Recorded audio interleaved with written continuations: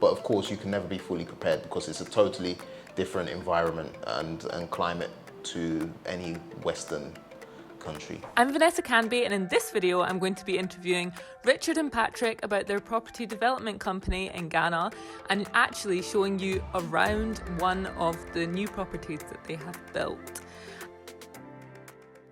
So I'm here with Patrick and Richard, brothers, who have a development company called Greystone Properties, and we're here at their amazing development called the Vista. And actually Patrick's my cousin's husband, which is amazing, so that's how we know each other. I wanted to find out, when you decided to start building in Ghana, and yeah, what brought you to that? We've been building since 2011 in Ghana.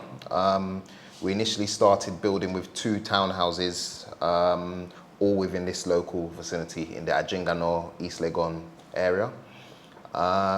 Initially, actually, we started building with the intent to rent 2 properties out. Okay. And we just had so much interest from people driving by. The architecture was quite different at the time. So a lot of people were sort of inquiring about what type of property it is and would they be for sale. And we were like, no, no, no, no. And as time went on, we said maybe we should consider selling. Clearly there's a gap in the market. People want to buy.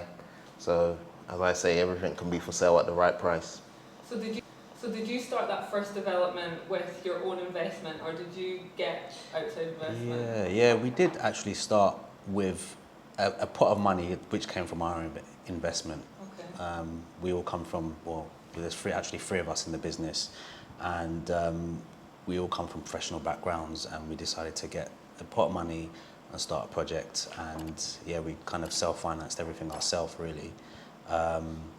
We did have some challenges with financing, as you do with any business, but we overcame them, and as Patrick was saying, we're quite successful. We got some sales in, and it's given us a springboard really to go on to our second project and our third, which is the current one we're in now. And yeah, it's been pretty good. It's been a journey, but we are where we are with it, and it's been pretty successful. So here I am at the Vista. We've got 1, 2, 3, 4, 5, 6, 7, 8 townhouses for sale. They are beautiful inside. For $350,000, one of these could be yours, and that is such a good price. And wait till you see inside. The finishings are like top spec.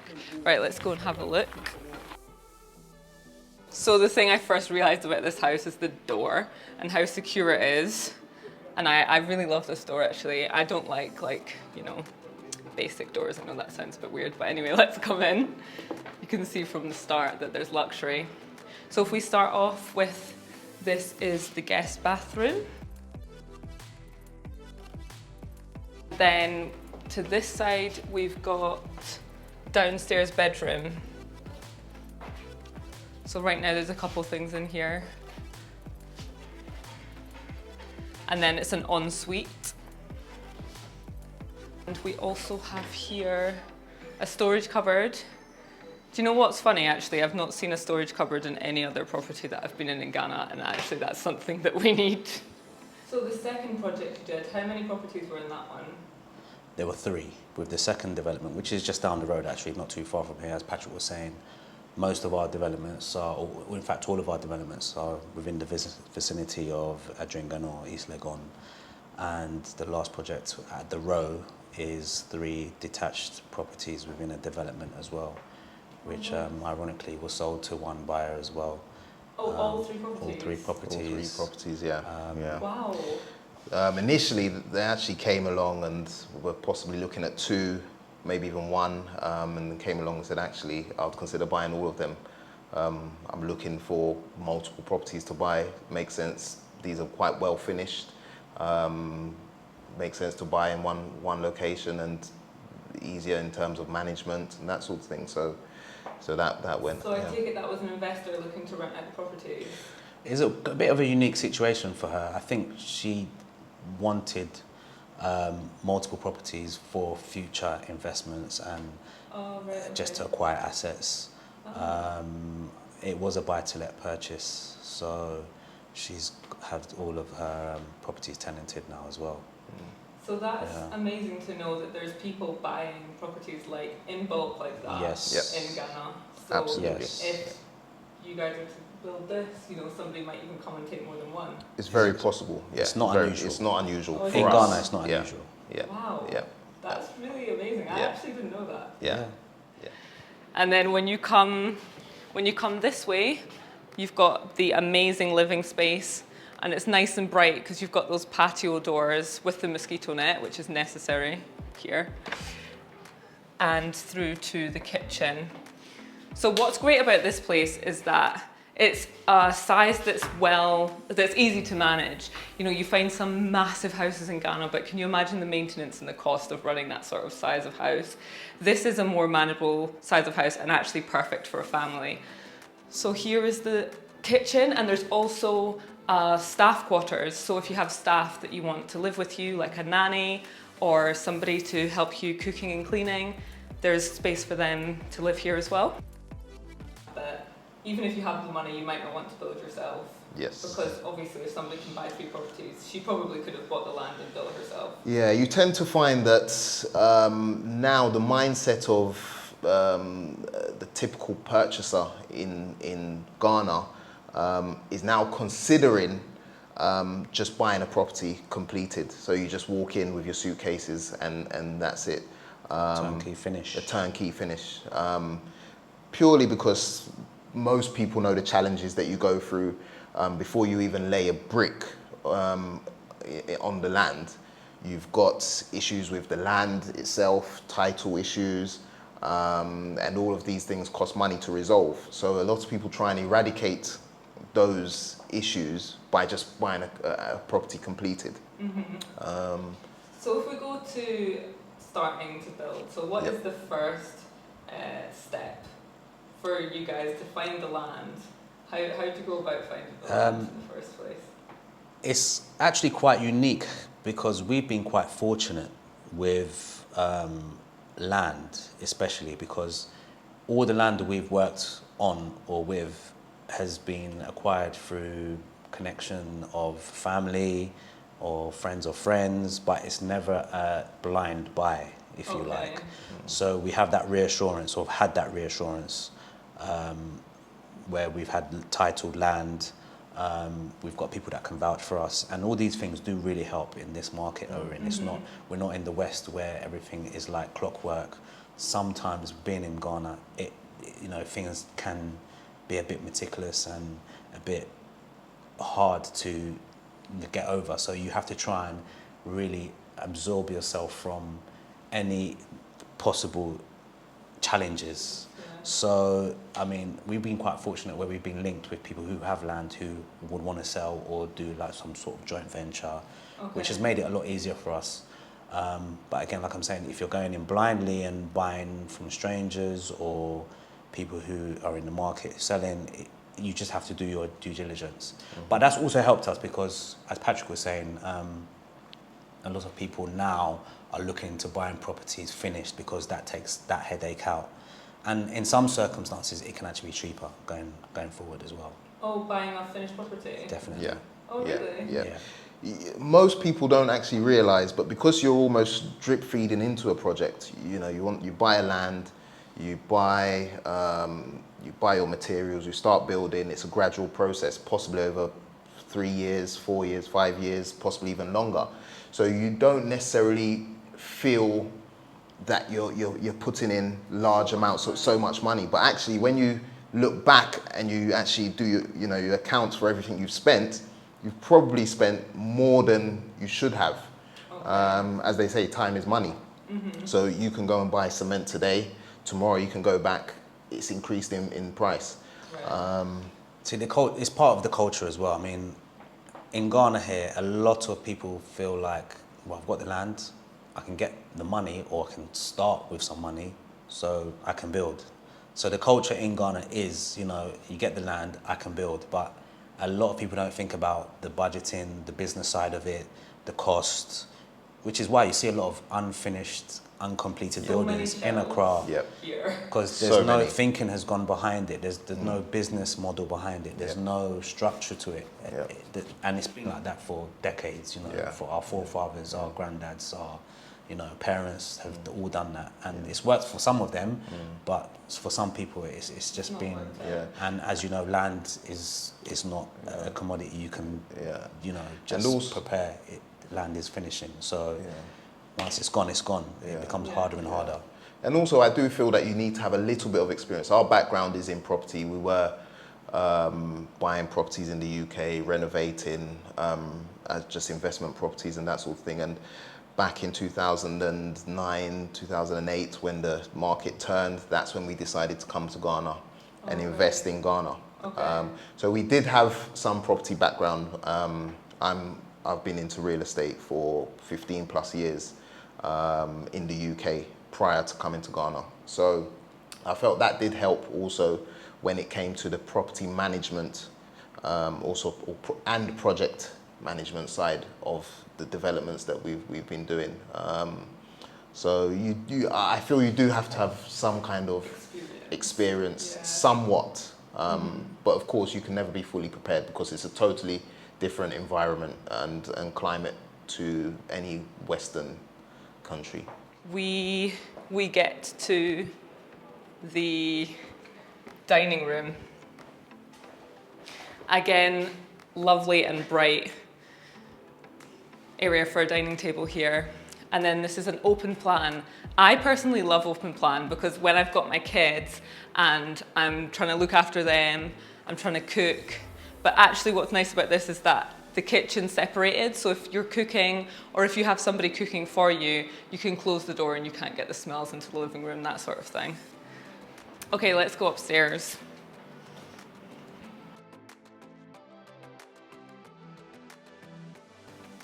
So upstairs you have another area for a living space. Here you can see they've put some sofas to give you an idea of what you could put here. And another balcony right here. And so if we go back to that buying the land, what's the main issues that people face when buying land? Well, where shall I start? Where exactly? Where do you start? It can be as straightforward as, here, I've got a parcel of land. I'm selling it to you for X amount. Here are the papers, here's the contract. Bob's your uncle. You can start building. But it's never that straightforward. It could be, but it's very unlikely because you have to do so much due diligence here. You have to like check with The land registry. land Lands registry, Commission, yep. you know, to make sure that ownership is intact. Moving forward, you have to make sure the person you're actually buying from and doing your contract with is the person who actually owns the land. Right. So there's a lot of different challenges. And even then, when you've got past that, you have to, you know, fight with what we call land guards. I won't say fight with them, but Yep. they could also be an Challenge, issue. yeah. Because there's a thing where it's a cultural thing. You know, you start building, you have to put something down. It's like a tax, if you like. It's not anything that's written in paper or set in law, but these are kind of the cultural things that you will face as you go along. I think that That's is the pretty- main challenge. yeah. The main issue is the ownership of land Okay. and making sure that the person you are buying from is the legitimate Land. person selling. So when you're getting to the building stage, do Yep. you hire your own contractors? We have our own and staff. tradesmen? Yep. Yeah, we have our own staff, we have our own team. We're in 3 projects in now, so they have a lot of experience about what we require and what our standards are. So as time has gone by, they have kind of had more experience in what we need and What we expect from them. almost less supervision now because they have an understanding of what we want. I'll give you an example.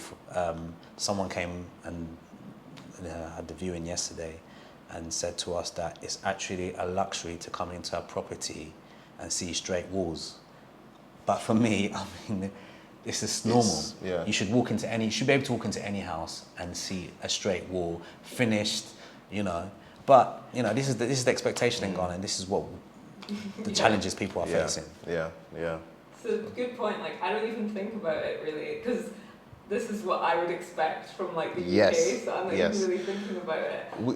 But here, obviously, it's different. Here is very different. The mentality is different. You have to almost micromanage to a stage, as Richard was saying. We're fortunate now, we've 7-8 years been working with a lot of our tradesmen now, so they know what we expect from them, and the standard that we expect.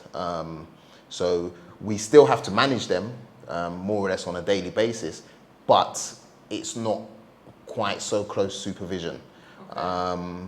But they could go somewhere else, these same tradesmen, and probably not, you won't get the outcome that you'd get from, here, because you guys know what you want. That's it, because you'd assume you're engaging a tradesman, they know what they need to do, they know the standard that you expect, but generally people will do what they can get away with. Right, okay. So a lot of it is management. It's management. It's management of good tradesmen. Yeah. So I take it you're always on site when there's building going on? Pretty much, Absolutely, yeah. Yeah, we're here, pretty much always. If, as Richard was saying, there are actually 3 of us within the company, 3 directors. So at least 1 director has to be on the ground. Otherwise, no work goes on. And that's our way of managing and making sure that the quality, we need to be assured that the quality is maintained. Otherwise, we'd rather prolong the project for another, say, 3 months and make sure that we get the outcome that we're looking for, rather than just continuing the work, trying to finish it ahead of schedule or whatever when we're not here. Okay. So we are quite engaged in the definitely. day-to-day activities, which I think helps with the outcome of the products. We do have a foreman on site, but sometimes there's a bit of a challenge with understanding what we want and what they feel is the acceptable standard. So it does help, being engaged with the day-to-day activities of what's going on here, construction, finishing, that kind of stuff. So. And then if we go this way,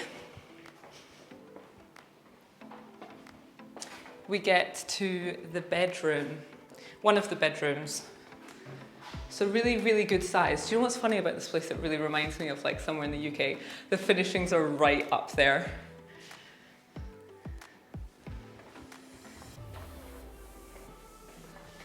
And then if we go to this bedroom, this is another bedroom. Beautiful, ensuite with a sort of walk-in wardrobe space. And then the ensuite's there.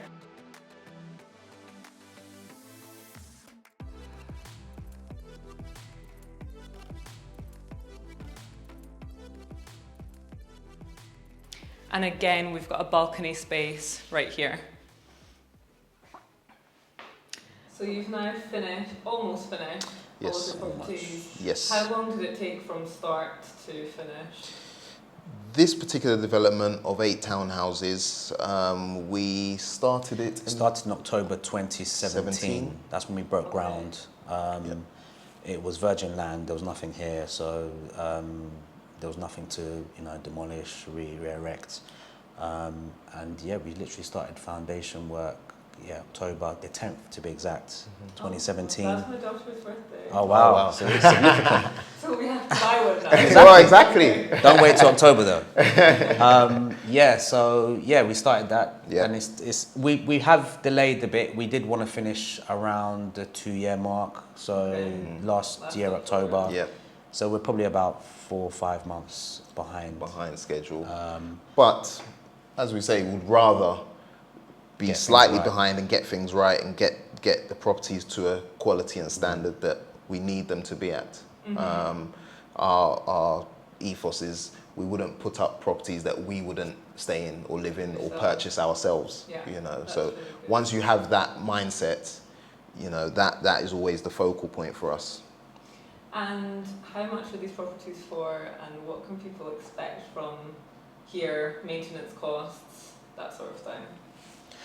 So each property is listed at 350,000 USD. That comes with obviously, the building, what you're coming to live in, and you'll have a service charge of around 200. It's not being finalised yet, but it won't be more than 200 a month, which would include 24-hour security, CCTV, landscaping, cleaning, communal electricity. There'll be a backup generator as well. Backup water.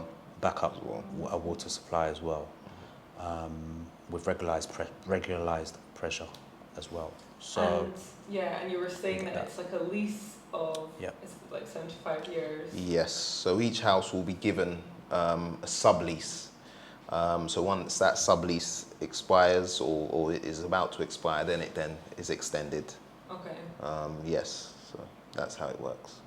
So I take it it's like that in a lot of houses in Ghana, Yes. or most places. 90% of land in Ghana is leasehold land. Oh, right, okay. Yeah. Great. So let's look at the third and final bedroom upstairs, and there's one downstairs, so that makes in total 4 bedrooms and then 1 staff area.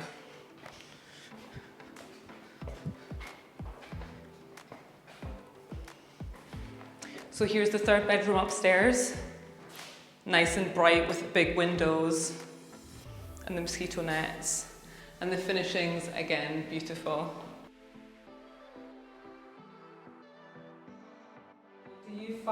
Have you found this to be a good investment building in Ghana for yourselves? Definitely.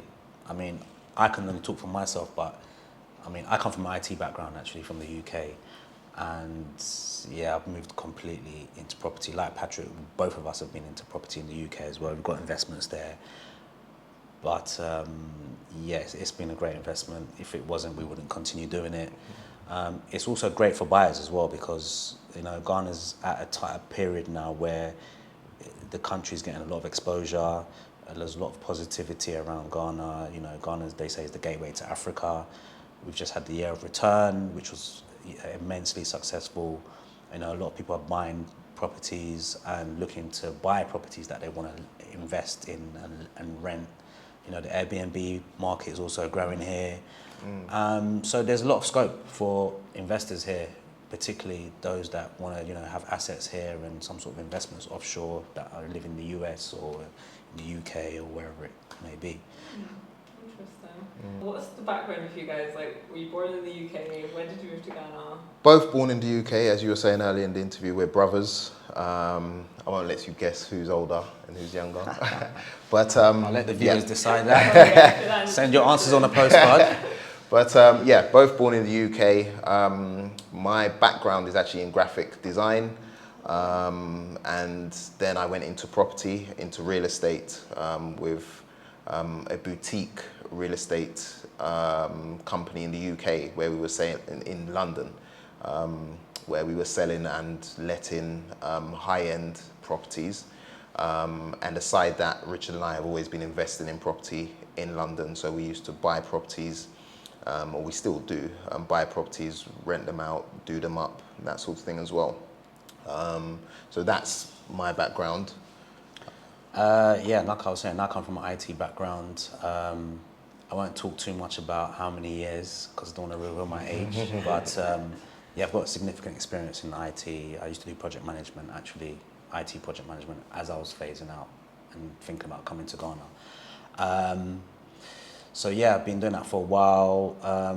Like Patrick said, yeah, we've been born and living in the UK up until, I mean, we still go back quite regularly, but I mean, our main business is here now, and this is what's working for us. So, what's the future for your company? Where do you see yourselves? Good question. Good question. After this project, what do you think? Good question. We're a boutique developer, so we're not a developer that are trying to stack them high, sell them cheap. I mean, this particular development's 8 properties, but as I say, we focus on the quality, and that's really how we aim to continue. Sort of mid to high end of the market is where we're aiming to get to. And I think if we continue as we have been actually for the last however many years that we've been here, I will be very happy. Okay, that's nice. yes. So would you go bigger? Potentially, but you tend to find, for me, as I say, it's about quality.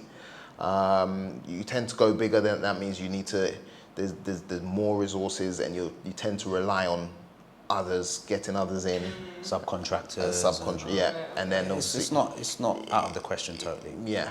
So what is all the services that people can find from you? Like, would you do other people's houses? We have been contracted to develop other people, private individuals' properties for them. We've had a couple of instances where people have started building and have found that, or they felt that they're not getting the most value for money, let's say, out of whoever's building the property for them. And so they've contacted us in order to continue the development for them, which we're happy to do. So we've been engaged in that way. So we're able to, if someone has a parcel of land and they want us to develop that land for them or their private residence, we're happy to sit down and consider that. But our primary business is really developing houses to sell. Yeah. Great, thanks so much. So yeah, I mean, come and buy. That's it. Come and buy. Yeah. Buy. Yeah. Ghana's the way. Ghana's the future. Yeah, it is. Or even Africa. I'll put a link in the description of your email, so if anybody wants to come and see these properties for themselves and see like the standard that they are. Thanks so much for watching this video. Please don't forget to hit that subscribe button if you haven't already. It allows me to continue making these videos and upload them for free onto YouTube. And I hope that you learn a thing or two about property development in Ghana from this video, and let me know in the comment section below any comments you have about the video. And don't forget to check out Greystone Properties on Instagram and me on Instagram too if you like. And yeah, see you later.